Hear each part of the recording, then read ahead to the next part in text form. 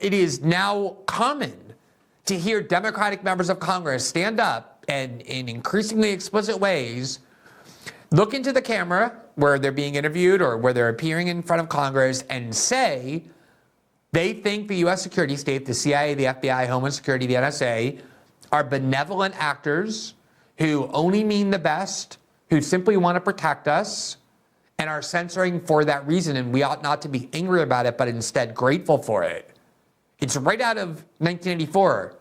Big Brother censors because he loves you. Big Brother loves you and wants to protect you. This is the exact message that they're saying. I don't want you to take my word for that. We're going to show you just several illustrative examples of where they're saying exactly that.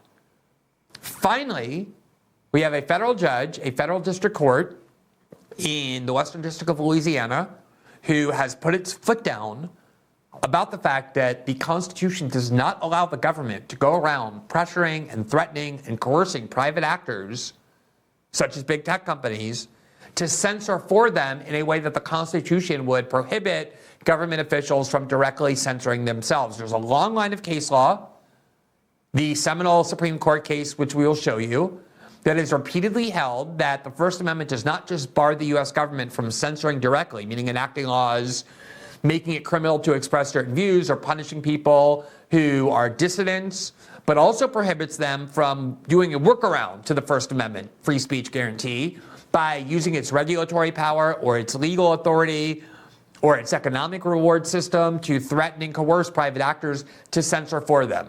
So this case was initiated by these two attorneys general of these two states. It sued on behalf of epidemiologists whose views were censored off the internet. I'm talking about major epidemiologists with the highest academic pedigree, journalists and activists whose views on COVID, whose views on Ukraine, whose views on a wide range of issues were also censored, not as a result of the autonomous decisions of big tech companies, but as a result of people at the highest levels of government picking up the telephone or sending emails to big tech and saying, these are the things we do not want you to permit to be heard.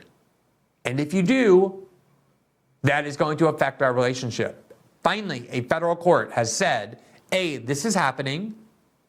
B, there is ample case law that makes this unconstitutional. And C, I am hereby ordering this to stop immediately. He had enjoined major senior Biden officials from continuing this campaign of indirect but very serious and unconstitutional censorship of political speech on the part of American citizens over the internet. So here is the caption of the case.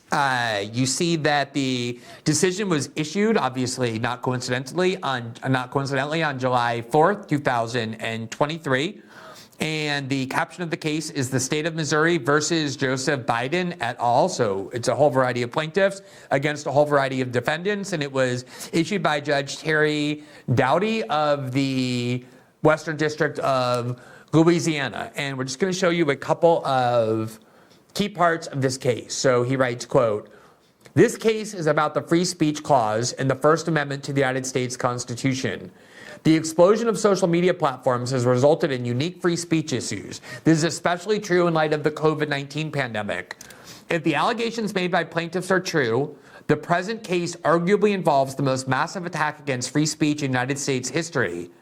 In their attempts to suppress alleged disinformation, the federal government, and particularly the defendants named here, are alleged to have blatantly ignored the First Amendment's right to free speech. Although the censorship alleged in this case almost exclusively targeted conservative speech, the issues raised herein go beyond party lines. The right to free speech is not a member of any political party and does not hold any political ideology.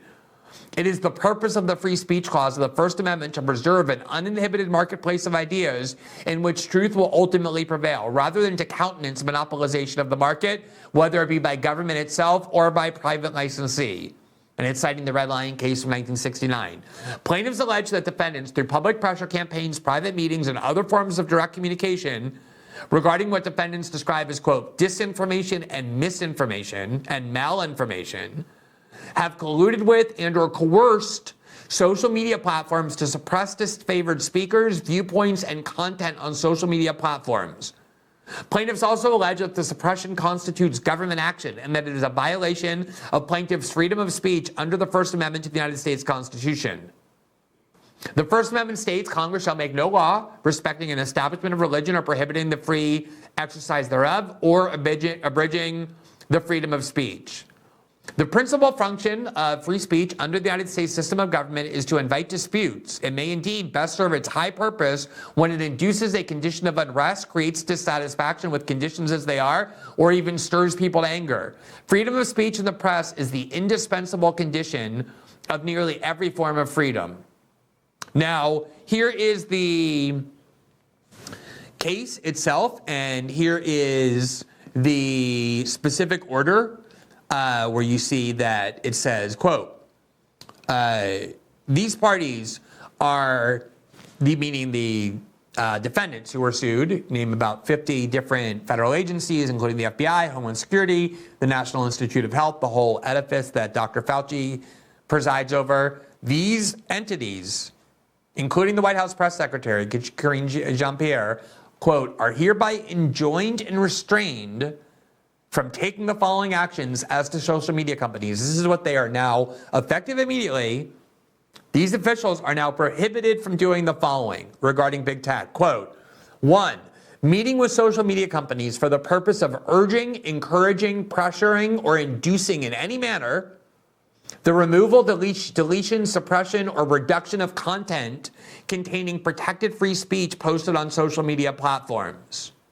2, they may also not, quote, specifically flag content or posts on social media platforms and or forward such to social media companies urging, encouraging, pressuring, or inducing in any manner removal, deletion, suppression, or reduction of content containing protected free speech. They are also barred from, quote, 3, urging, encouraging, pressuring, or inducing in any manner social media companies to change their guidelines for removing, deleting, suppressing, or reducing content containing protected free speech. 4, they also may not, quote, they are barred from, quote, emailing, calling, sending letters, texting, or engaging in any communication of any kind with social media companies urging, encouraging, pressuring, or inducing in any manner removal, deletion, suppression, or reduction of content containing protected free speech.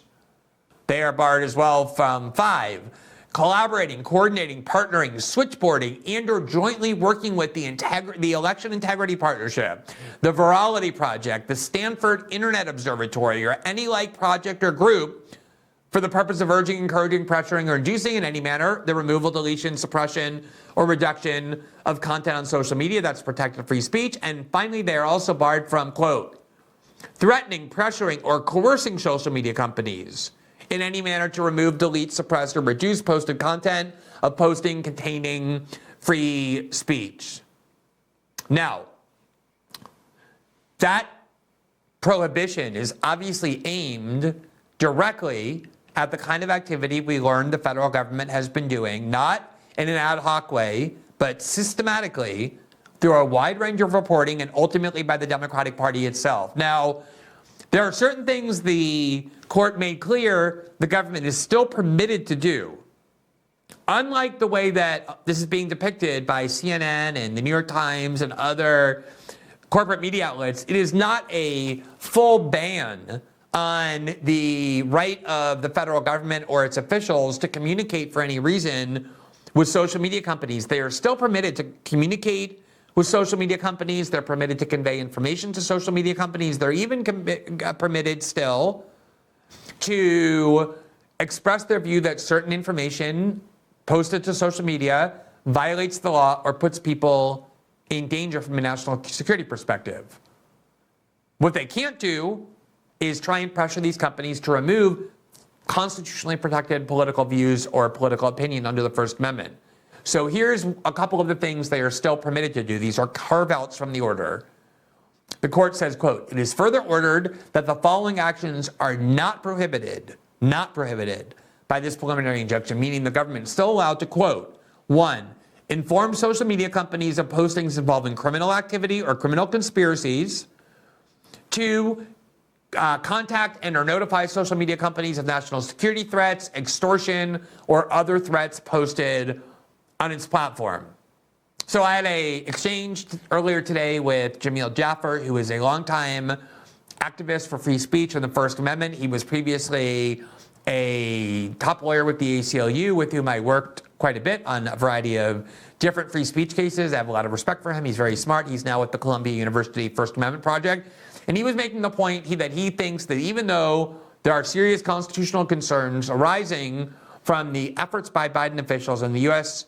security state and the health policy agencies to pressure social media companies to censor, he thinks the order is a little bit overbroad, because it is true that it's common for the government to express its views about the publication of certain information. For example, journalists generally, when they have classified information that they intend to report, we did this with the Snowden story. Every time we had a story to report, it was actually a condition imposed by our source, Edward Snowden, when he gave us this material. We went to the federal government and we said, we intend to publish this information to report this story, and we're going to give you an opportunity to convince us that we shouldn't, or that we should withhold certain information because maybe there's things we're not aware of that if we publish this information would cause some sort of harm. We invited them to do that, and they often did. Now, I think there might have been one or two cases at most, maybe two. I think it was one that I can remember. Maybe there was two, where we actually took the government's advice into consideration by withholding information we had intended to publish based on their arguments being persuasive that doing so might jeopardize people in ways we hadn't anticipated. By and large, they would just kind of scream and yell and whine and vaguely insist that this reporting would endanger people, but never give any specifics, and therefore we would just ignore it and we would report it, and there's never been any evidence that that reporting or WikiLeaks' reporting ever put anyone in harm's way. The government always says, oh, this information is very dangerous, you're going to endanger people if you publish it, because they don't want you to publish reporting about their crimes, so they manipulate those concerns and fears. But certainly they have the right to express that view that, oh, this material, if it's permitted to remain on, might endanger people. And Jamil Jaffer's argument was this court opinion seems to go too far in preventing the government from doing those sorts of things that you would probably want the government to do and that they even have the right to do. But I think the judge was pretty careful, maybe not as careful as he could have been, in carving out certain kinds of communications that the government is still permitted to make when it comes to their belief that certain content actually constitutes criminal activity or puts people directly in danger from a national security perspective. What they are barred from doing is what the Constitution clearly prohibits them from doing, which is trying to remove material from the internet that contains viewpoints they dislike or that otherwise makes them uncomfortable. Thanks for watching this clip from System Update. Catch our full shows for free, live weekdays at 7 p.m. Eastern on Rumble, and join our locals community at greenwald.locals.com for all of my written journalism, exclusive after-show Q&As, and more.